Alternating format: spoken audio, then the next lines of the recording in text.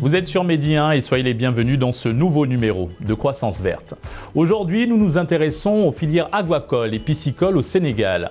Pour voir ce qui se fait de mieux dans le pays, l'équipe de Croissance Verte s'est rendue à Mbodiène, un petit village situé sur la petite côte du pays, dans la région de Thiès, à 1 heure de Dakar, la capitale. Sur place, les activités d'élevage, de culture du monde aquatique, végétaux et animaux, à des fins personnelles ou dans un but commercial, sont en pleine croissance. Au Sénégal, le développement de l'aquaculture et de la pisciculture est devenu depuis quelques années une option face à la raréfaction des ressources halieutiques. C'est aussi un moyen efficace de contribution à la sécurité alimentaire et une source de création d'emplois durables à travers la valorisation de ressources locales, le tout dans le respect strict des normes environnementales. Et c'est ce que nous allons voir dans quelques instants en première partie d'émission à travers notre reportage. Et pour avoir un éclairage approfondi sur le sujet, en deuxième partie d'émission, nous sommes avec Monsieur Clément Sambou, économiste, enseignant-chercheur à l'IUPA, Institut universitaire de pêche et d'aquaculture. Il s'agit d'un institut de formation et de recherche à vocation régionale sur les questions de la pêche et de l'aquaculture. Il a été créé en 2003 au sein de l'université Cheikh Anta Diop de Dakar. Monsieur Sambou, merci d'avoir accepté notre invitation. Merci beaucoup de m'avoir invité, de m'avoir donné cette occasion de discuter avec vous sur la croissance verte au Sénégal, mais plus particulièrement sur les fermes aquacoles et piscicoles. Soyez le bienvenu sur le plateau de Croissance Verte et maintenant place à notre reportage.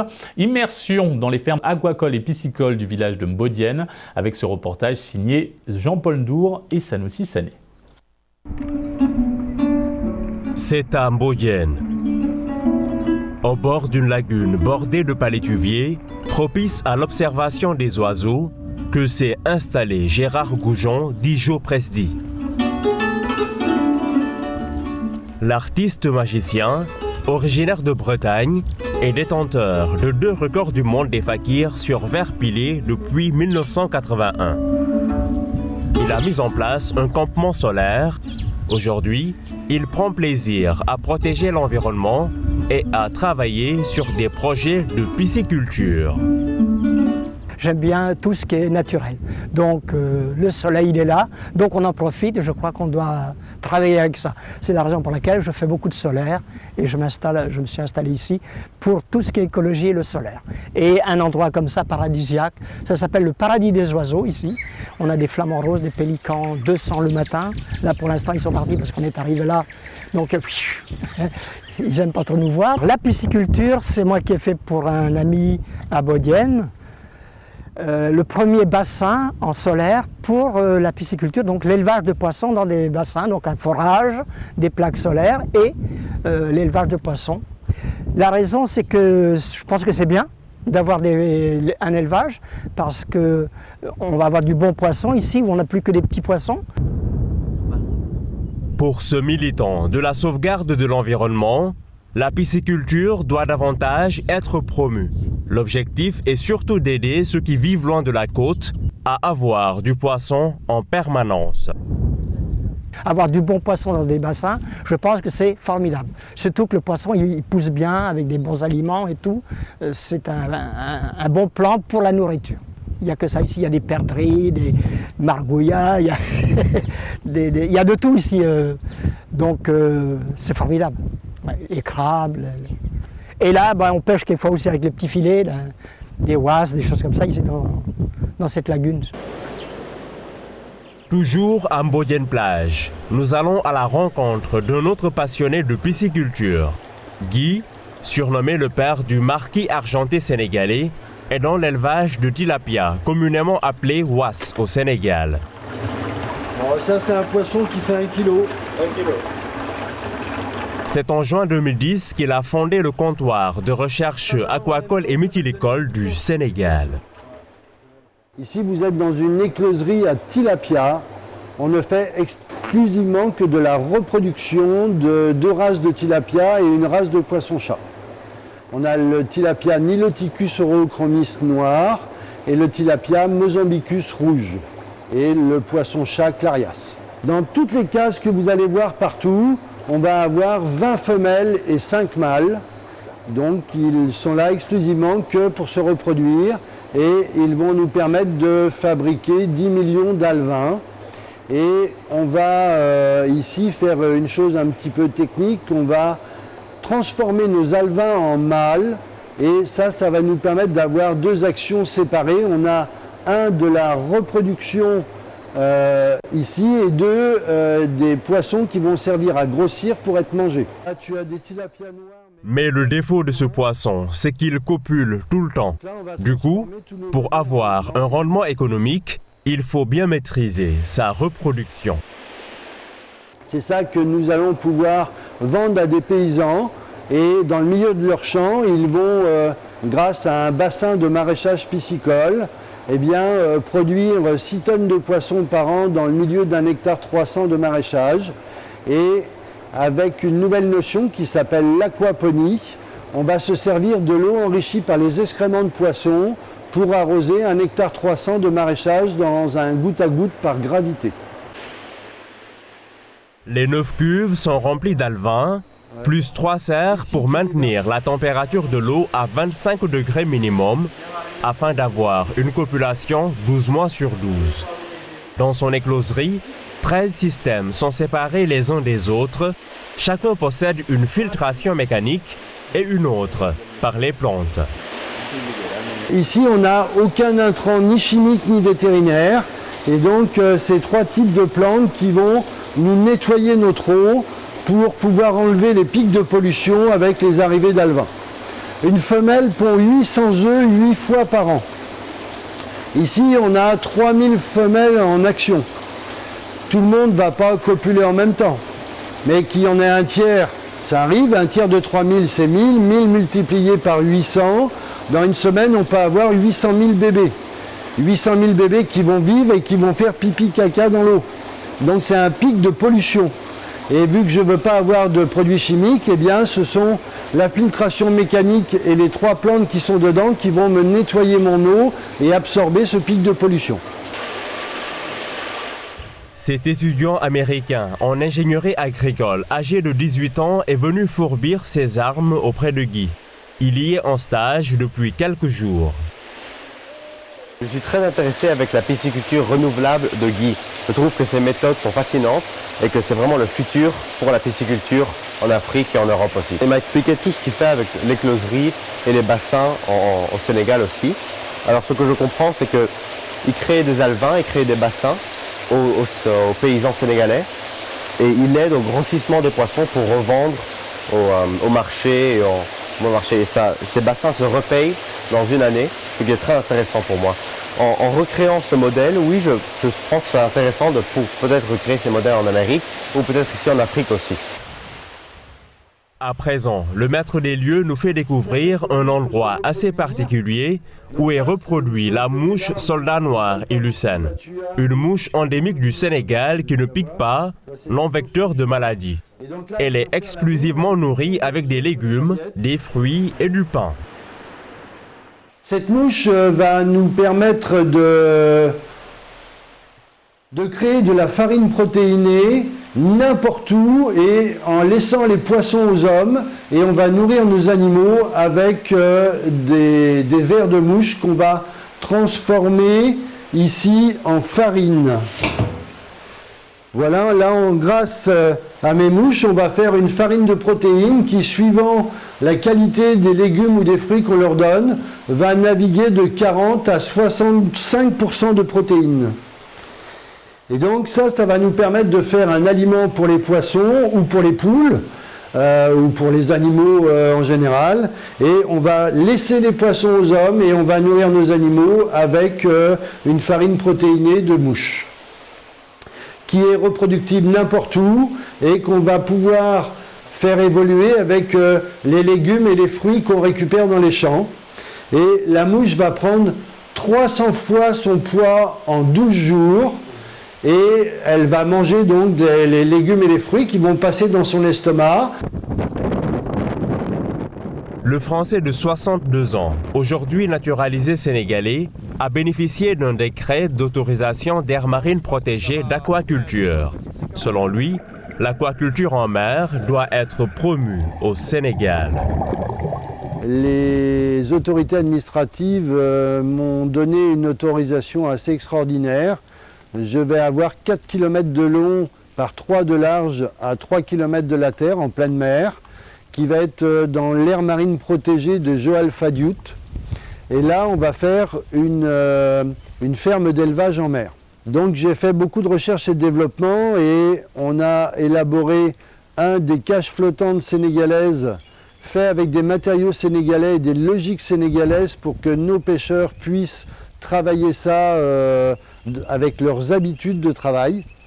Et donc ces cages sont un peu techniques, elles vont pivoter sur un axe de 50 mètres et du coup elles sont en mouvement permanent sur donc un diamètre de 100 mètres et elles tournent avec la marée montante et la marée descendante, ce qui va me permettre d'étaler ma pollution d'aquaculture qui est obligatoire, mais alors une cage va faire 9 mètres carrés et on va mettre une cage sur 10 000 mètres carrés de mer.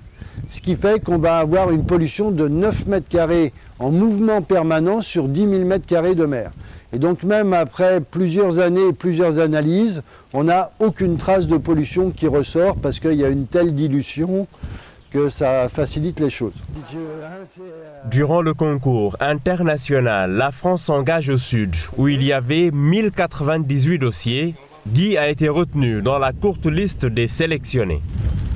J'ai inventé la première filière d'épuration d'huîtres de pleine mer. Ça, c'est primordial pour le Sénégal. Le Sénégal a besoin de travail, de production, de devises. Et ça, c'est une richesse naturelle qu'on a chez nous. On a des huîtres de palétuvier dans toutes les mangroves. Eh bien, grâce à cette filière d'épuration d'huîtres, on va prendre des huîtres de taille adulte qu'on va transporter à 3 km en mer, à 7 mètres de fond.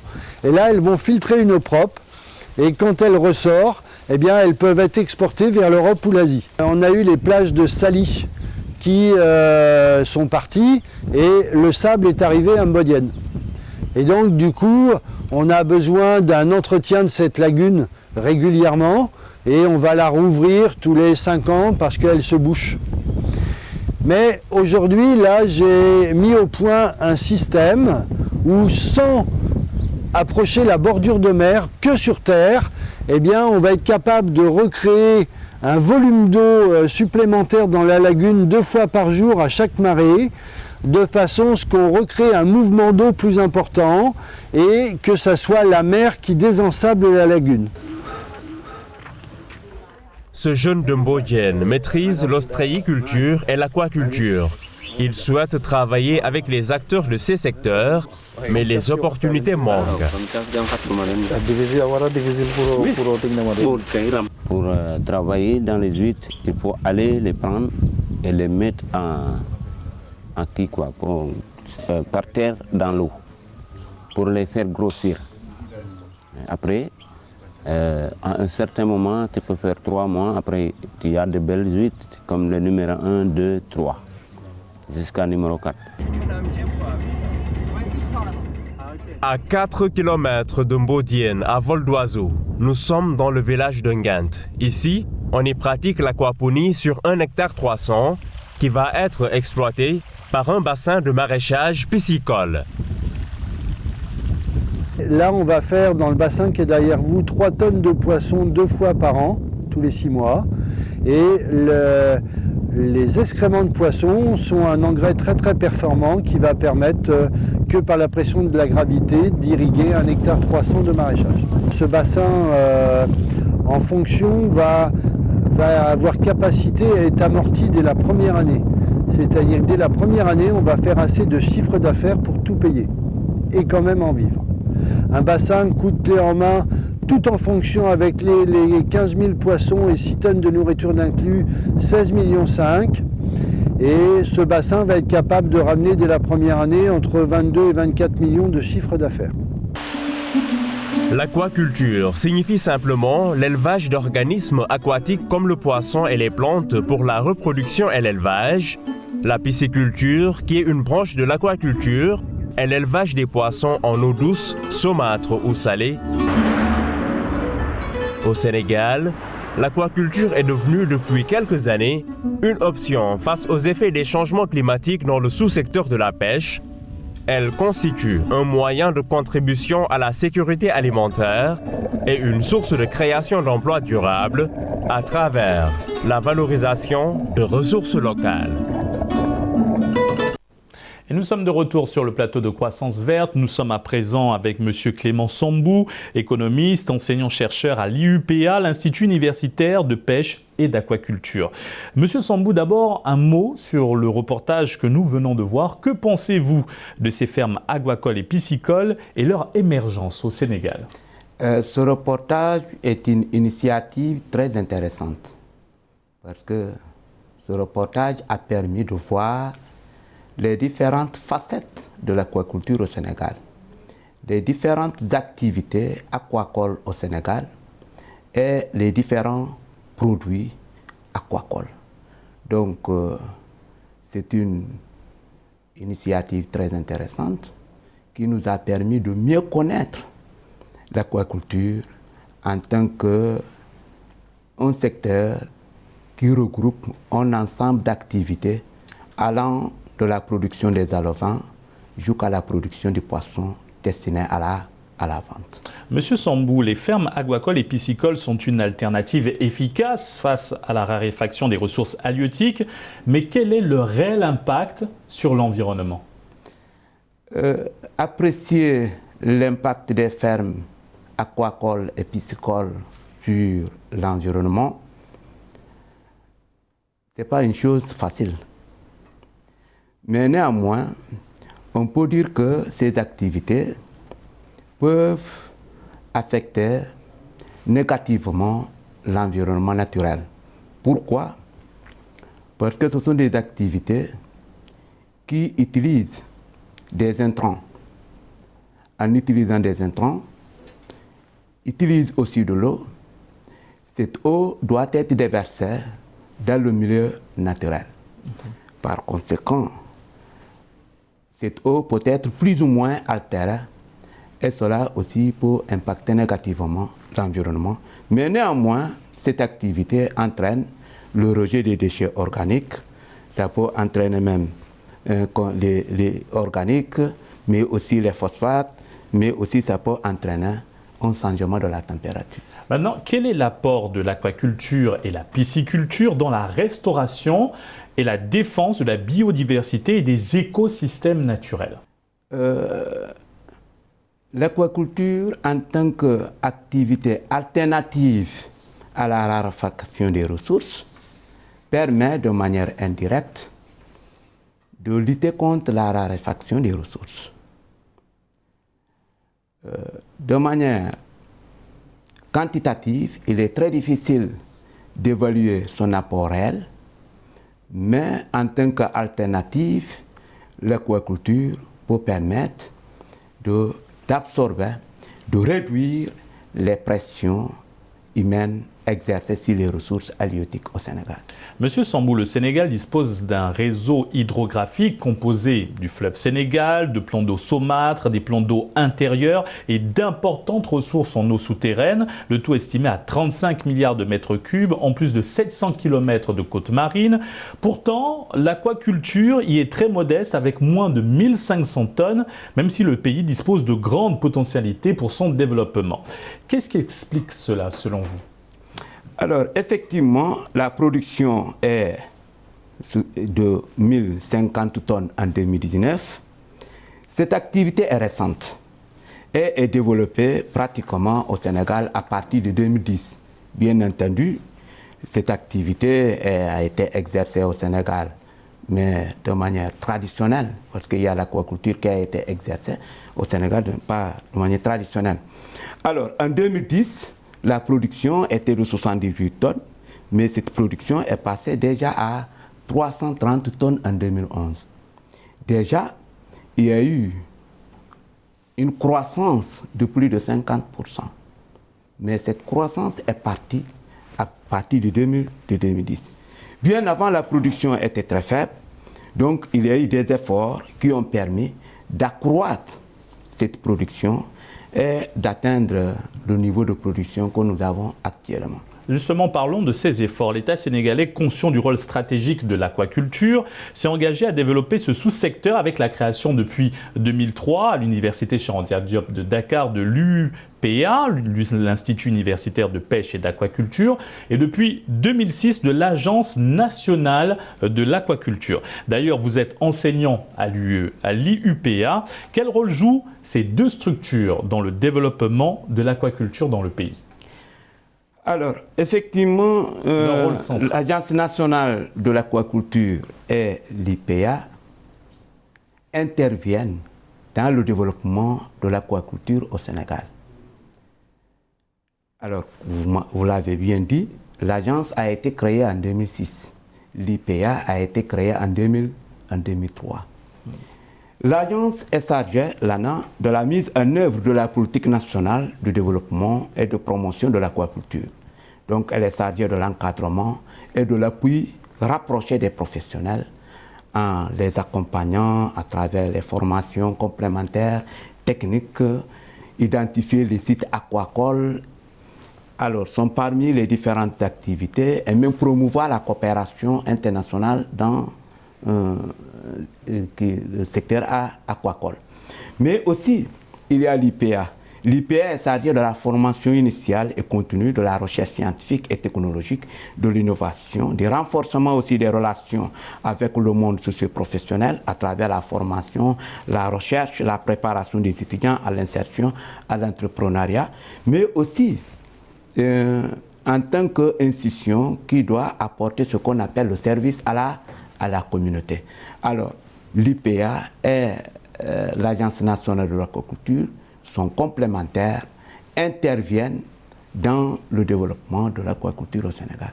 Monsieur Sambou, l'aquaculture est inscrite parmi les 6 secteurs prioritaires et dans les 27 projets phares moteurs de création d'emplois et de richesses, capables d'impulser la croissance du plan Sénégal émergent, qui est aujourd'hui le seul document de référence en matière de développement économique et social du pays à l'horizon 2035. Selon vous, où en sont aujourd'hui les objectifs de production de 30 000 tonnes avant 2018 et 50 000 tonnes avant 2023? Alors, il faut dire que les objectifs ne sont pas atteints. Parce que l'objectif qui a été visé, c'est d'aller au-delà de 30 000 tonnes. Or, actuellement, la production tourne autour de 1500 tonnes et même 2000 tonnes. Donc, l'objectif n'est pas encore atteint. Mais l'espoir est permis. L'espoir est permis dans la mesure où les potentialités existent au Sénégal pour pouvoir accroître la production aquacole au Sénégal. Dans le domaine des infrastructures à présent, M. Sambou, il a été noté, à côté des initiatives privées, d'autres publiques, comme la réalisation de pôles aquacoles, l'acquisition d'unités de fabrication d'aliments flottantes à proximité des zones de production et l'encadrement, entre autres, de promoteurs aquacoles par l'Agence nationale de l'aquaculture. Que pensez-vous de ces stratégies mises en place pour le développement du secteur au Sénégal? Alors, je pense que c'est une excellente et bonne stratégie qui est arrivée à son heure. Il faut agir de l'amont du carnaval pour pouvoir accompagner ce secteur. Comme je le disais tout à l'heure, l'Agence nationale de l'aquaculture est chargée de la mise en œuvre de la politique aquacole au Sénégal. Elle est chargée de tout ce qui est accompagnement technique, de tout ce qui est organisation même de ce secteur, mais aussi, en plus de l'agence, il y a d'autres structures qui sont chargées d'intervenir en amont, comme par exemple l'institution universitaire de pêche et d'aquaculture, à travers la recherche scientifique pour pouvoir accroître davantage la production aquacole. Question importante concernant l'avenir de ces filières, l'aquaculture et la pisciculture. Est-ce que l'exploitation pétrogazière imminente dans le pays risque d'aggraver, risque d'impacter négativement donc l'aquaculture et la pisciculture au Sénégal? Je dirais non. L'exploitation pétrolière et gazière, à mon avis, ne peut pas impacter négativement l'aquaculture au Sénégal. D'abord, à travers le reportage, vous conviendrez avec moi que l'aquaculture marine est presque inexistante au Sénégal. L'aquaculture au Sénégal est exercée essentiellement au niveau de la terre ferme, c'est-à-dire la zone continentale, mais aussi au niveau dans les fleuves et dans les ballons. Or, l'exploitation pétrolière et gazière, c'est une activité qui est exercée en zone marine. Alors, je ne pense pas que cette activité pouvait impacter négativement l'aquaculture au Sénégal. Et encore une question avant de clore cette émission et cet entretien. Quel est le potentiel des filières aquacoles et piscicoles en termes d'employabilité des jeunes et d'autonomisation des femmes au Sénégal? Le potentiel est énorme. D'ailleurs, c'est la raison pour laquelle ce secteur fait partie des 5 secteurs qui ont été ciblés en tant que secteur prioritaire dans le cadre du programme, dans le cadre du PCE. Donc, c'est un secteur... Plan Sénégal émergent. Plan Sénégal émergent. C'est un secteur qui a énormément de potentialité en termes de création de revenus, mais aussi en termes de création d'emplois.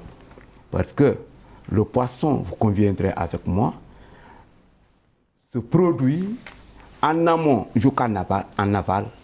Il y a beaucoup d'activités qu'on peut développer autour du poisson. Et ces activités peuvent permettre à beaucoup de personnes de pouvoir évoluer dans ce domaine, tels que par exemple les femmes. Merci Monsieur Clément Sambour pour cet éclairage. Nous rappelons que vous êtes économiste, enseignant-chercheur à l'IUPA, l'Institut universitaire de pêche et d'aquaculture au Sénégal. Merci. Merci beaucoup de m'avoir donné cette opportunité de discuter avec vous sur les questions des fermes aquacoles et piscicoles au Sénégal. Merci beaucoup. Et quant à nous, on se retrouve très vite pour un nouvel épisode de Croissance Verte sur Média. À bientôt.